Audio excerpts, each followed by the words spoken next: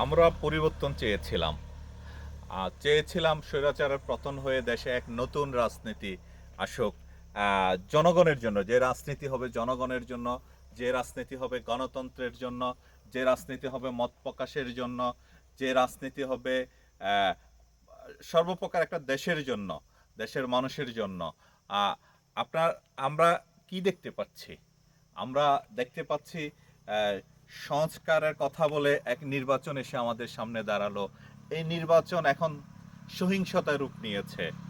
যে যে রাজনীতি হওয়ার কথা ছিল জনগণের, না সেই রাজনীতিতে দেখা যাচ্ছে মানুষ খুন। তাহলে এই মানুষ খুন করে, মানুষকে মেরে কোন রাজনীতি প্রতিষ্ঠা করতে চাচ্ছেন আপনারা? আপনারা কি মানুষের জন্য রাজনীতি করতেছেন? মানুষকে খুন করে কি কখনো মানুষের রাজনীতি করা যায়? দেশের রাজনীতি করা যায়? এই রাজনীতি তো আমরা চাইনি। আমরা এই রাজনীতি কখনো চাইনি। এই রাজনীতি চাইনি বলেই তো আপনার 5ই আগস্ট মানুষ জীবন দিয়েছে, গুলির সামনে দাঁড়িয়েছিল। দাঁড়িয়েছিল কি এই রাজনীতি দেখার জন্য?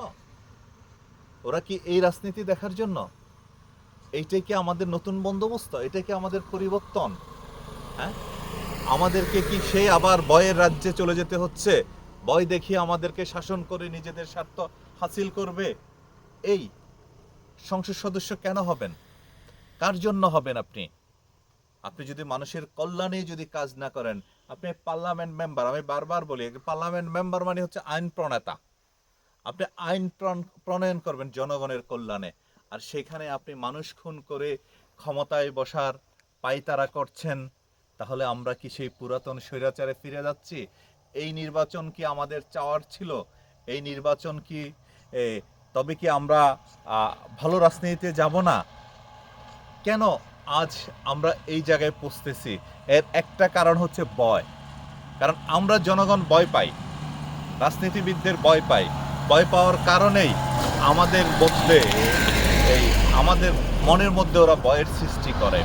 আমরা ওদেরকে কখনো প্রশ্ন করতে পারি না, আপনি কি জন্য আপনি সংসদ সদস্য হচ্ছেন, আপনি কি করছেন আমার জন্য, কি করবেন? আপনার সংসদ সদস্য কার্যপরিধি কি? আমি তো বলবো অনেক সংসদ সদস্য তাদের কার্যপরিধি কতটুকু, তাদের কাজ কি সেটাই জানে না। সেজন্যই তারা মানুষ খুন করে সংসদে যাবে, হয় ব্যাংক থেকে মোটা অঙ্কের টাকা নেবে, বিভিন্ন উন্নয়নমূলক কাজ থেকে পার্সেন্টেজ নেবে, গুন্ডা পান্ডা পালবে, মানুষকে ভয় দেখাবে। সেই রাজনীতি থেকে কি আমরা ফিরে আসতে পারবো না? আমরা কি পারবো না? এখনই আমাদের উচিত জনগণকে এগিয়ে আসা, ভয় ভেঙে তাদেরকে প্রশ্নের সম্মুখীন করা। যারা এই সহিংসতায় রূপ নিচ্ছে, যারা মানুষ খুন করছে, তারা দুদিন পরে জনগণকে খুন করবে। সরকার কেন? সরকার গঠন করা হয় জনগণের জন্য, জনগণের প্রয়োজনে সরকার গঠিত হয়। আর এই সরকারই যদি জনগণের গাড়ির উপরে চাপিয়ে বসতে চায়, তাহলে এই সরকার থেকে আমরা কি পাবো? কিছুই পাবো না। এইভাবেই কি আমরা জীবন দিতে থাকবো, নাকি আমাদের পরিবর্তন দরকার? আসুন আমরা সবাই মিলে এই রাজনীতি, এই ধরনের সহিংস নির্বাচন, এই এই পুরাতন ধ্যান ধারণা, স্বৈরাচারতন্ত্রের দিকে ফিরে যাওয়া, এই রাজনীতিকে না বলি, না বলি। এই রাজনীতিকে না বলি, গণভোটকে হাঁ বলি, সংস্কারকে হাঁ বলি। আমরা চাই না আমাদের এই হাদিদের মতো যারা দেশপ্রেমিক আমাদের ভাই, তারা খুন হয়ে যাক। ফিরে আসুক স্বৈরাচার পন্থা, ফিরে আসুক গুন্ডা পান্ডার রাজনীতি, ফিরে আসুক আমাদের বয়ের রাজনীতি। সেই রাজনীতি চাই না।